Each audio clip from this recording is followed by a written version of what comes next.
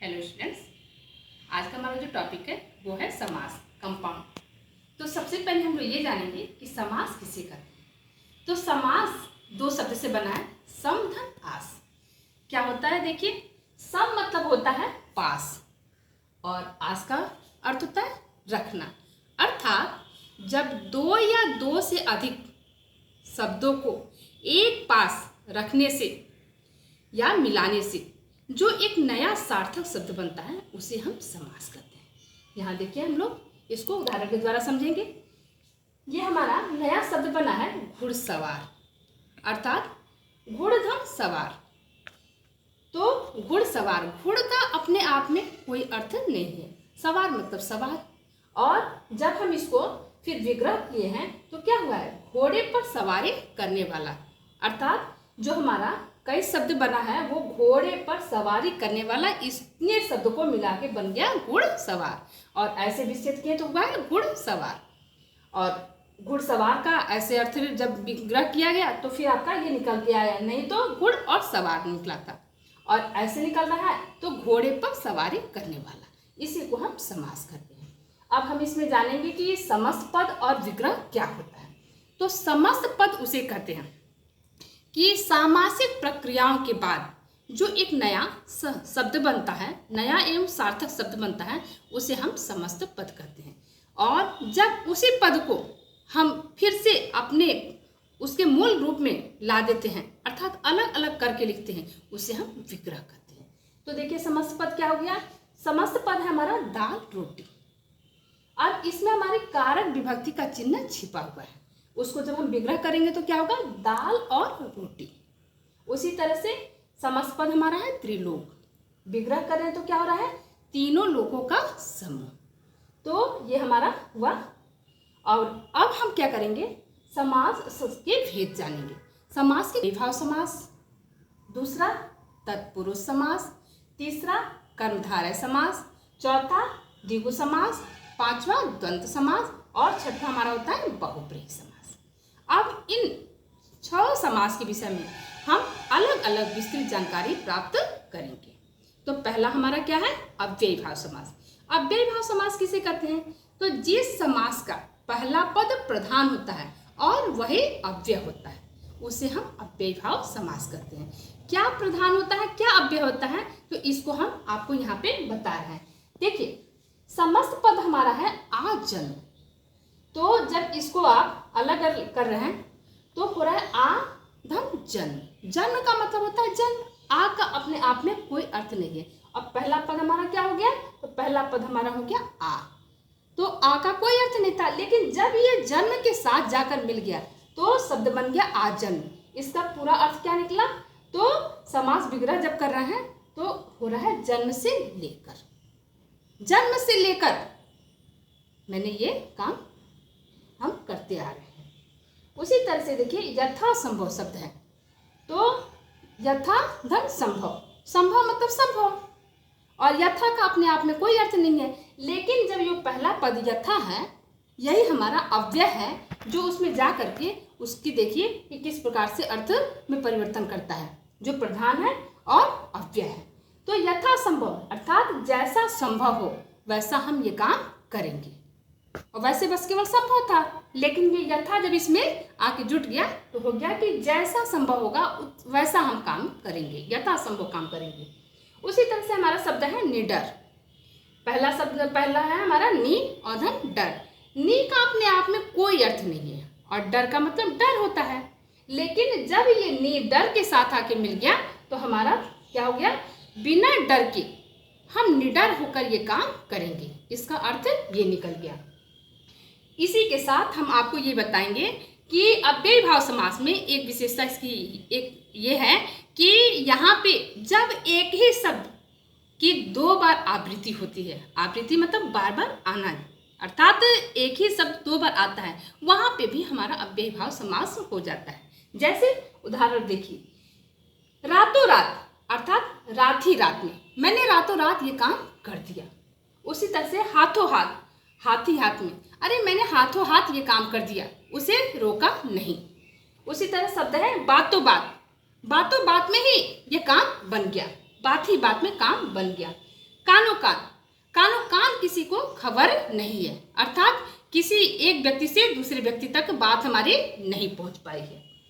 अब इसी क्रम में हम लोग आगे बढ़ेंगे, तत्पुरुष समास जानेंगे कि तत्पुरुष समास क्या होता है। तो तत्पुरुष समास देखिए, इसमें हमारा उत्तर पद प्रधान होता है। जिस समास का दूसरा पद अर्थात उत्तर पद प्रधान होता है, उत्तर पद और पूर्व पद आप जानिए, जो पहला पद होता है उसको हम कहते हैं पूर्व पद, और जो दूसरा पद होता है अर्थात दूसरा शब्द होता है उसको हम कहते हैं उत्तर पद। तो तत्पुरुष समास में हमारा उत्तर पद अर्थात दूसरा पद होता है वो प्रधान होता है। ठीक, तो कैसे हम जानेंगे कि दूसरा पद प्रधान होता है? तो इसको हम यहाँ से देखिए उदाहरण के द्वारा समझेंगे कि क्रिया जो हमारी है वो किसके साथ चल रही है, ये हमको देखना है। यहाँ देखिए शब्द हमारा है राजपुत्र, इसको क्रिया जब हम लगाए हैं तो राजपुत्र आया था, अर्थात क्रिया हमारी किसके साथ लगी है? पुत्र के साथ लगी है, पुत्र आया था। तो उत्तर पद यानी दूसरा पद प्रधान है कि क्रिया जिसके साथ लगेगी, तो क्रिया हमारी लग रही है पुत्र के साथ यानी दूसरे पद के साथ लग रही है। और यहीं पे देखिए परिवर्तन करके आपको दिखा रहे हैं कि राजपुत्री आई थी, अर्थात क्रिया हमारे क्या हो जा रहा है? पुत्री के साथ बदल जा रही है। तो इसलिए इस दृष्टि से भी देखा जाए तो ये हमारा दूसरा पद जो है वो प्रधान होता है। इसमें और क्या होता है? तो कारकों की विभक्ति के अनुसार तत्पुरुष समास के 6 भेद होते हैं। ठीक, कौन कौन सा? तो कर्म तत्पुरुष, करण तत्पुरुष, संप्रदान तत्पुरुष, अपादान तत्पुरुष, संबंध तत्पुरुष, अधिकरण तत्पुरुष। ठीक, और दोनों शब्दों के बीच में परसर्ग जो लगा होता है उसका लोप हो जाता है। परसर्ग क्या होता है? तो जो कारक विभक्ति का चिन्ह है उसे ही हम परसर्ग कहते हैं। तो जब हमारा समास बन जाता है अर्थात समस्त पद बन जाता है तो उसमें से कारक विभक्ति का चिन्ह जो होता है वो लोप हो जाता है।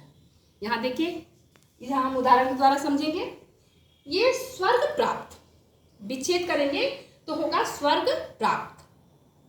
इसमें जब इसको विग्रह करने पे होगा तो स्वर्ग को प्राप्त, को हमारा क्या है?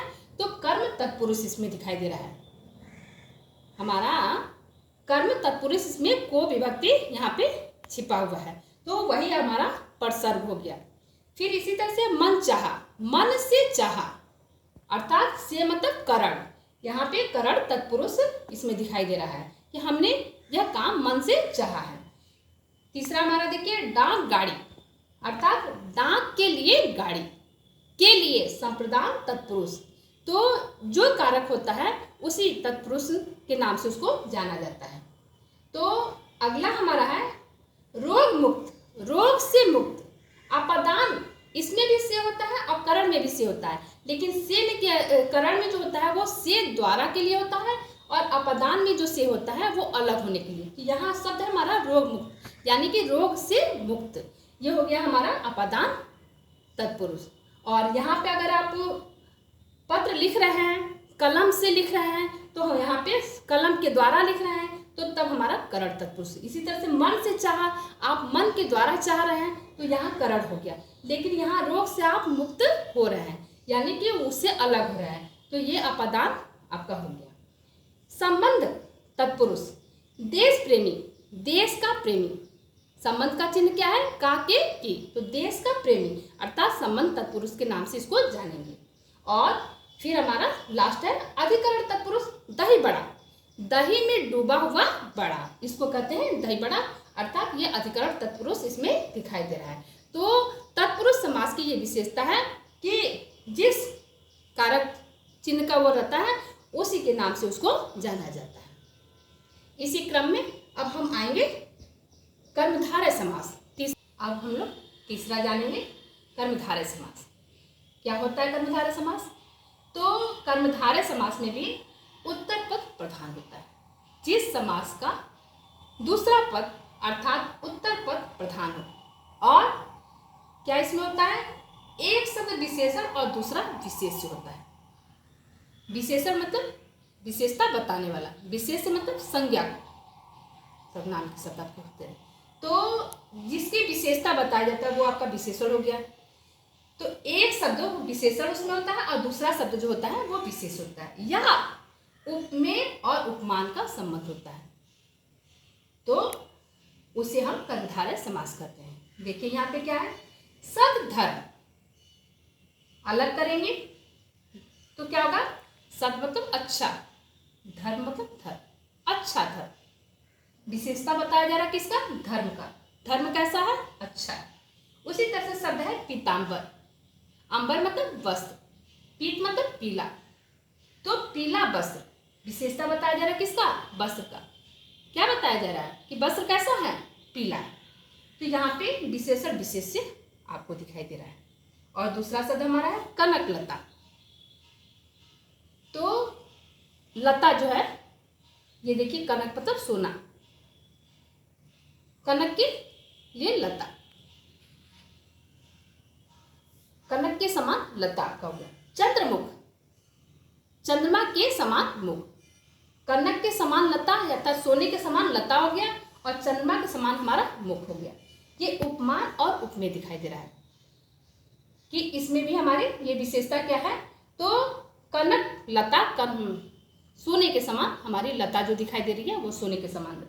मुख जो हमारा है वो चंद्रमा के समान है। और तीसरा हमारा है चंद्रमुख और विद्याधर। इसमें हमारा उपमेय और उपमान है।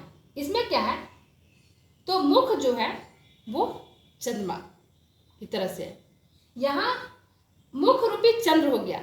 यहाँ देखिए चंद्रमुख ये भी है, चंद्रमा के समान मुख है, और ये है मुख रूपी चंद्र। उसी तरह से विद्याधन, तो विद्या रूपी धन। तो यहाँ हमारा जो दिखाई दे रहा है वो है उपमेय और उपमा। तो ये हमारा हुआ कर्मधारय समास। इसी क्रम में चौथा हम लोग चलेंगे, वो होगा हमारा द्विगु समास। द्विगु समास की क्या विशेषता है, तो जिस समास का पहला पद संख्यावाची विशेषण तथा समस्त पद समूह का बोध कराए। पहला पद जो होगा वो संख्यावाची होगा, और समस्त पद जो बनेगा वो उस समूह का बोध कराएगा, उसे हम द्विगु समास कहते हैं। क्या, तो देखिए त्रिफला, त्रिफला का अर्थ क्या होता है, यानी कि 3 फलों का समूह हो गया। तो पहला हमारा संख्यावाची 3 हो गया, 3 फलों का समूह। उसी तरह से पंचवटी, 5 वटों का, 5 वृक्षों का समूह हो गया। चौराहा, 4 राहों का समूह हो गया।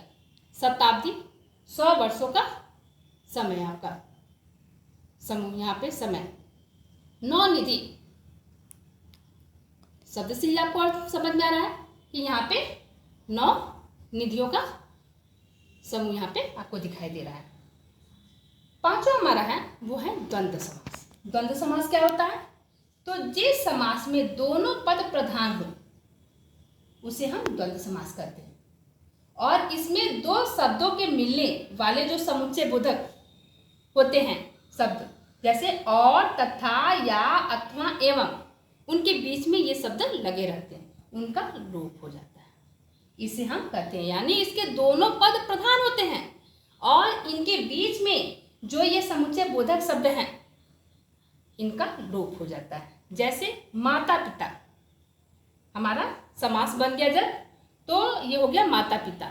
इनके बीच में अगर विग्रह करेंगे तो क्या होगा, माता और पिता, तो इसका लोप दिखाई दे रहा है। उसी तरह से अन्न जल, अन्न और जल। सुख दुख, सुख और दुख। उसके बाद लाभ हानि, लाभ या हानि। छोटा बड़ा, छोटा या बड़ा। यह हमारा हो गया द्वंद्व समास। छठवां हमारा है बहुब्रीहि समास। क्या होता है, कोई भी पद इसमें प्रधान नहीं होता है, दोनों पदों को मिलाकर के एक विशेष अर्थ यह ग्रहण करता है, इसे हम कहते हैं बहुब्रीहि समास। देखिए इसमें दोनों पद जो होता है इसमें से कोई प्रधान नहीं होता है, किसी अन्य अर्थ का बोध कराए, ठीक, और इससे रचित जो शब्द बनता है, जो नया शब्द का निर्माण होता है, वो विशेषण का कार्य करता है। और विग्रह करने पर उसमें क्या रहता है, तो जिसका, जिसकी, जिसके, वाला, वाले, वाली, ये शब्द फिर सामने आता है। जैसे चक्रधर, चक्र को धारण करने वाला, वाला शब्द आ गया, चक्र को धारण करने वाला। दशानन, 10 है आनंद जिसके, आ गया जिसके शब्द। तो चक्रधर हम बोले, क्या विशेष अर्थ हुआ है, चक्रधर किसे कहते हैं, चक्र को धारण करने वाला। कौन चक्र को धारण किया था? तो विष्णु। ठीक है। उसी तरह से दशानन, आनन मतलब मुख होता है, दस मतलब 10। यहाँ भी आप बोलेंगे कि ये संख्या 10 दिखाई दे रहा है, लेकिन नहीं, जब ये पूरा आपका शब्द बना दशानन तो हमारा ध्यान कहाँ जा रहा है? 10 मुख किसका होता है? रावण का, अर्थात हमारा ध्यान जा रहा है रावण की तरफ, इसलिए ये बहुब्रीहि समास होगा। यहाँ पे आपका द्विगु समास नहीं होगा, यहाँ 10 संख्या से आप नहीं लेंगे क्योंकि वो अर्थ नहीं दिखाई दे रहा वहाँ पे। और गिरिधर, गिरि मतलब पर्वत, धर मतलब धारण करने वाला, तो गिरि को धारण करने वाला, फिर आप वाला शब्द आ गया। तो कौन गिरि को धारण किया था? कृष्ण ने धारण किया था, अर्थात हमारा विशेष अर्थ क्या निकल रहा है? दोनों पद में से कोई प्रधान नहीं है, बल्कि तीसरा गिरि धन धर, गिरि मतलब पर्वत, धर मतलब धारण, तो कोई अर्थ नहीं निकल रहा है। तीसरा अर्थ क्या निकल रहा है? विशेष अर्थ क्या निकल रहा है? तो गिरिधर, अर्थात गिरि को धारण करने वाला, अर्थात भगवान श्री कृष्ण।